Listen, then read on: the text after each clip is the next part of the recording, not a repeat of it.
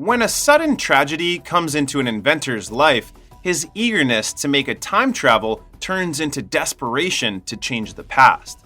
But when he succeeds in inventing the time machine, it suddenly takes him into a far future. Now that he is trapped, would he still be able to return to the present? Let's find the answer in the movie. During the 19th century, Dr. Alexander Hartdagen is calculating the differential coefficient for his research at his office. He's an inventor and a scientist who teaches applied mechanics and engineering subjects at Columbia University. As he writes the equation on the board, his friend, David Philby, eventually reminds him about his date with Emma tonight. Due to that, Alexander quickly stops writing, takes his papers to the table, and leaves his office to get dressed. Once outside the university, Alexander begins discussing his rejected utilizing solar-powered proposal for the reason of not being applicable to help humanity. David responds that Alexander's ideas are a bit too radical, to which Alexander quickly disagrees and blames the faculty for not considering his made concepts. After debating with David, Alexander immediately enters his house across the street to change his outfit. Then, Alexander calls Mrs. Watchett, his housekeeper, only to hear her saying that he received another letter from a German bookkeeper. Feeling irritated, David asks Alexander why he is wasting his time entertaining the German bookkeeper. Due to that, Alexander says that the German bookkeeper has thought-provoking ideas, such as inventing a time machine. Afterward, he finalizes changing his outfit. On the way rushing to meet with Emma, he suddenly realizes he has to buy her some flowers because he has promised her. However, as he wants to buy the flowers, he suddenly sees a car, which is a new thing at the time. Feeling mesmerized by the creative invention, Alexander forgets to buy the flowers and talks with the car owner instead. The owner then offers to give Alexander a perambulation, but Alexander refuses as he has a prior engagement to attend. So, the owner reminds Alexander that he can visit him tomorrow night for a charge-free perambulation. Afterward, he leaves while Alexander walks inside the park to meet Emma. Once inside, Alexander finally meets Emma, who is happily skating in the skate park. Then, they talk and Alexander feels mesmerized by Emma's beauty. Suddenly, Emma asks him about the flowers that he promised to give to her. Feeling nervous, Alexander apologizes and asks Emma to allow him to discuss something. Fortunately, Emma agrees and suggests finding a space where they could talk privately. Once alone, Emma notices that Alexander is shivering. So, Alexander musters up all his courage to propose to her. Emma is surprised and happily agrees with Alexander to be his future bride. Afterward, Alexander takes the moonstone ring from his pocket and slides it into Emma's finger. As they feel happy about their engagement, a mugger emerges from behind the bushes. The mugger then forces Alexander to give his money and pocket watch. Seeing Alexander hesitating, the mugger takes out his gun. Feared, he immediately hands over his money, pocket watch, and gloves. However, the mugger still wants more and forces Emma to give the moonstone ring. This causes Emma to fight off against the mugger to prevent him from stealing the ring. However, the mugger unexpectedly fires the bullet and kills Emma. After Emma's death, the sad Alexander devotes himself to inventing the time machine to change the past. He blames himself for Emma's death to the extent of being desperate to bring her back. When he solves the equation on his board, David suddenly emerges into his office. David tries to talk to Alexander, who has been isolating himself in the office since Emma's death. Alexander responds that he is just working on some experiments and also invites David to come by for dinner in a week to discuss his plan. Little does David know, it's only a trick because it will be their last conversation. Once David leaves, Alexander wears his coat and uncovers the time machine he made that will let him travel back and save Emma. In fact, it took Alexander 4 years to build it. After examining it, Alexander then starts to engine the time machine, which brings him back to 1899. There, Alexander meets Emma again and hugs her tight. Afterward, he immediately takes her in the carriage to prevent her murder and commands Emma to go home and wait for him there. But before she leaves, Alexander buys her flowers first across the street. However, the car that appeared earlier suddenly moves near her. It scares the upcoming horses of a horse-drawn vehicle, which causes Emma to get killed as the horses run over her.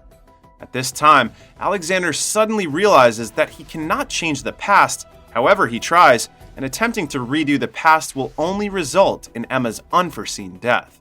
After a while, Alexander suddenly tries to travel again using the time machine, but this time he chose the year 2030. He believes that the future may help him change the past through advanced technologies. After crossing into the future, Alexander decides to visit the New York Public Library. When he gradually examines the facility in the library, a holographic librarian called Vox 114 suddenly appears.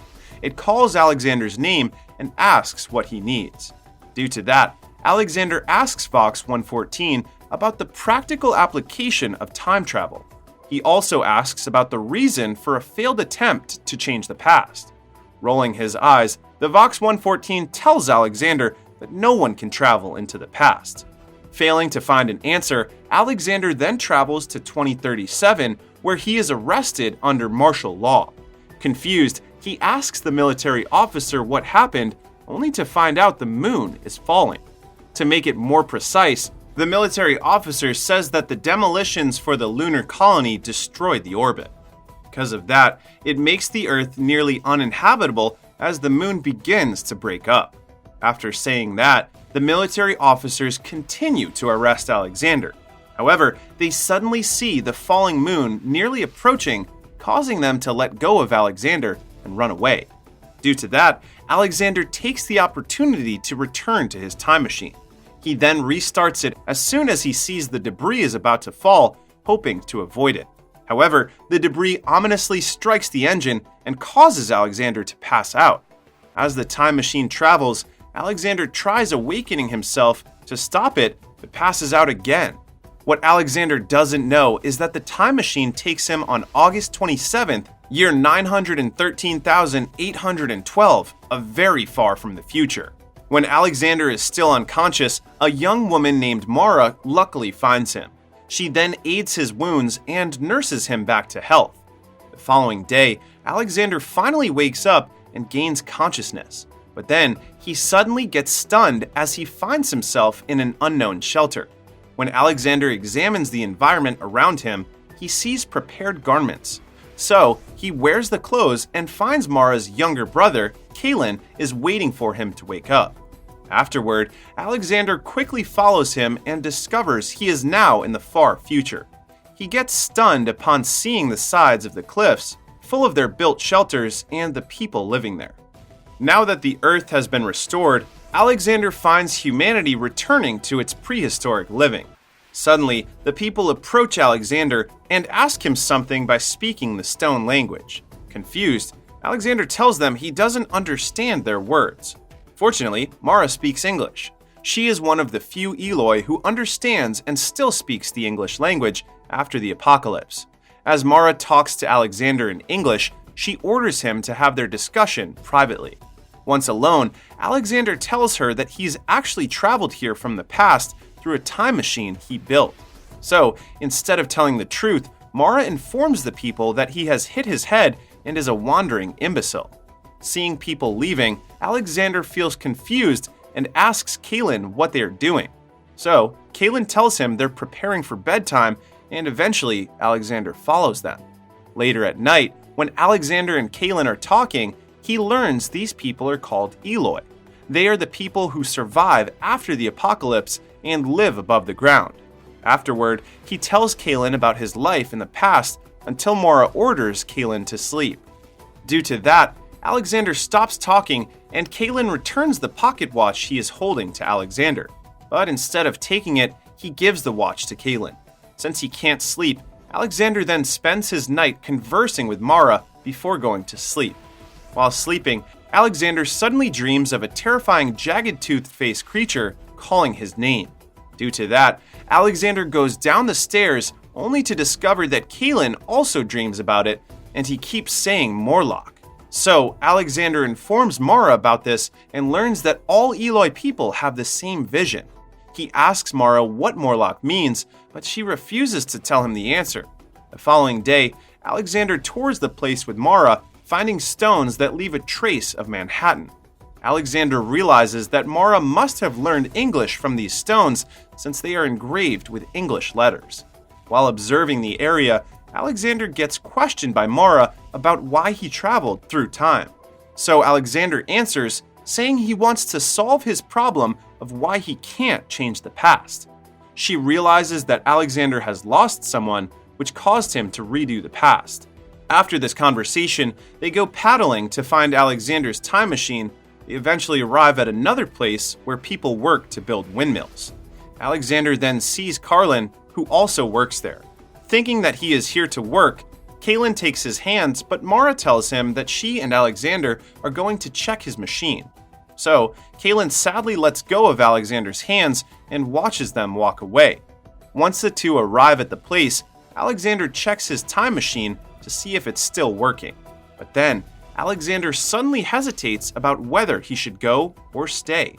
Due to that, Mara pleads to Alexander to operate the time machine and leave the place together with Kalen because they are not safe. Suddenly, they hear horns and Mara runs as fast as she can to save Kalen. So, Alexander follows her and gets stumbled upon the ape-like monsters, or what they call Morlocks, with his own eyes. He then witnesses Eloi getting attacked by the Morlocks.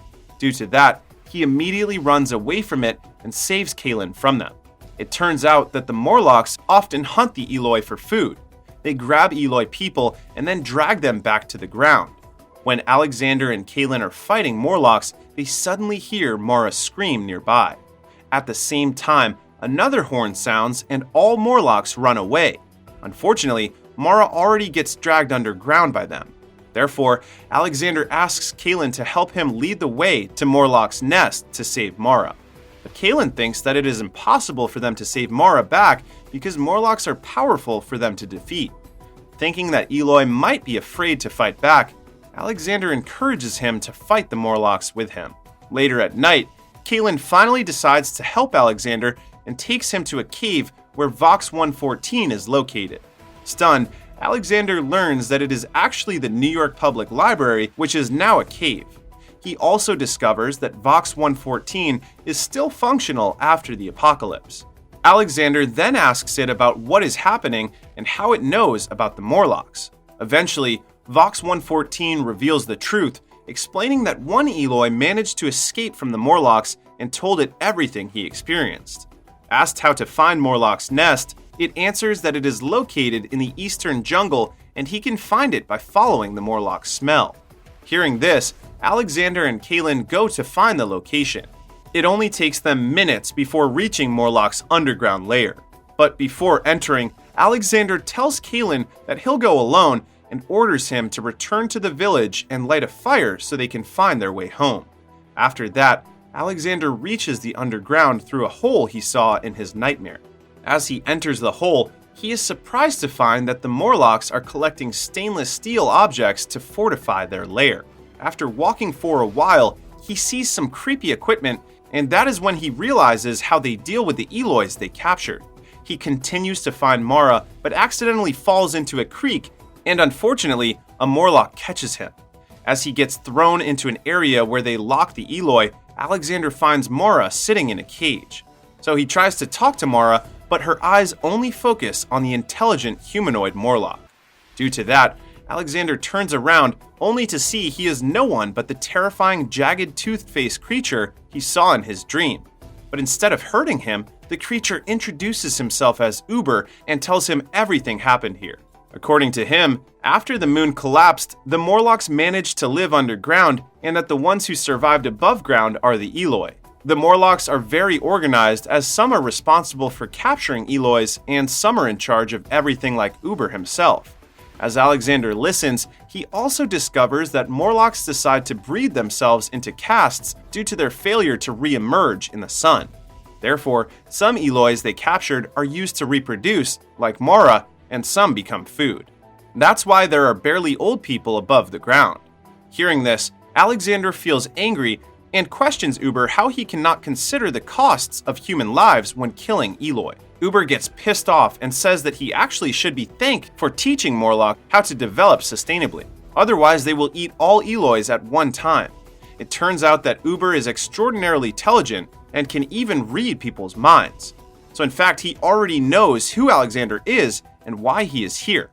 Afterward, Uber shows Alexander a nice vision in which he and Emma are living a beautiful life.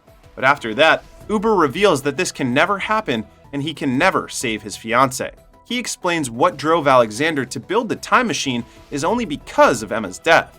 So if Emma had lived, the engine would never exist.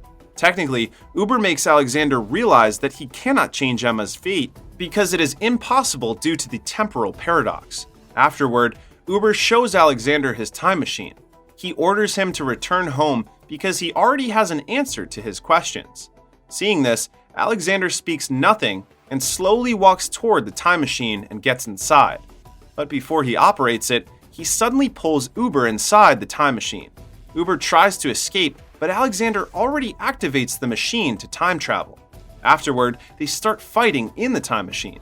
When he is almost getting killed by Uber, Alexander breaks the machine apart to push him outside the temporal bubble. Meanwhile, Uber tries to save himself by holding Alexander's neck, but Alexander takes the time machine into a different period. Due to that, Uber dies of rapid aging. After that, Alexander finds himself in the further future where he sees Morlock caves turned into ruins. At this time, Alexander decides to travel back to save Mara.